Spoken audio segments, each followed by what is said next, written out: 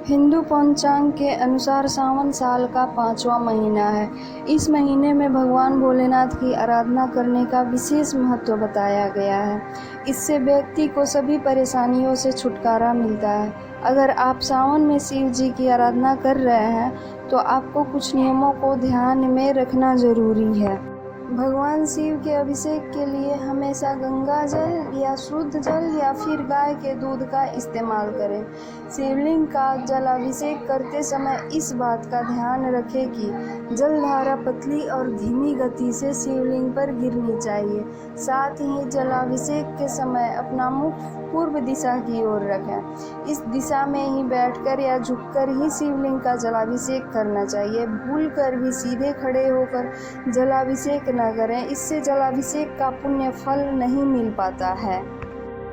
सावन महीने सभी शिव भक्तों का प्रिय महीना माना जाता है। इस माह में भगवान शिव की उपासना करने से व्यक्ति को मनचाहे फल की प्राप्ति होती है और भगवान शिव की कृपा भी बरसती है। सावन में पड़ने वाले हर सोमवार का महत्व और भी अधिक बढ़ जाता है।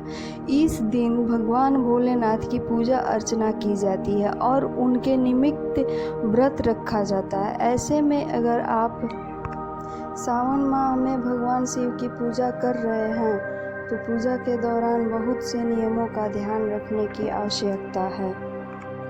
भगवान शिव की पूजा में बेलपत्र बेहद महत्वपूर्ण माना गया है। इसलिए बेलपत्र चढ़ाते समय ध्यान रखें कि बेलपत्र हमेशा 3 पत्तों वाला और साबुत होना चाहिए। बेलपत्र को हमेशा चिकने सतह की ओर ही शिवलिंग पर चढ़ाएं।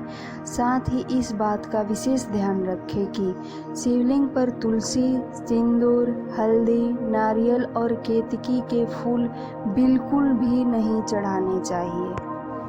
शिव जी की पूजा और परिक्रमा करने से जीवन की हर बाधा दूर हो जाती है, साथ ही पुण्य फल की प्राप्ति होती है। लेकिन शिवलिंग की परिक्रमा करने के कुछ नियम हैं जिसका पालन भी बहुत ज़रूरी है। ऐसी मान्यता है कि शिवलिंग की कभी भी पूरी परिक्रमा नहीं करनी चाहिए, वहीं हमेशा आधी परिक्रमा ही करनी चाहिए। परिक्रमा शिवलिंग या भगवान शिव की मूर्ति के चारों ओर पूर्ण गोल घेरे में नहीं जाना चाहिए।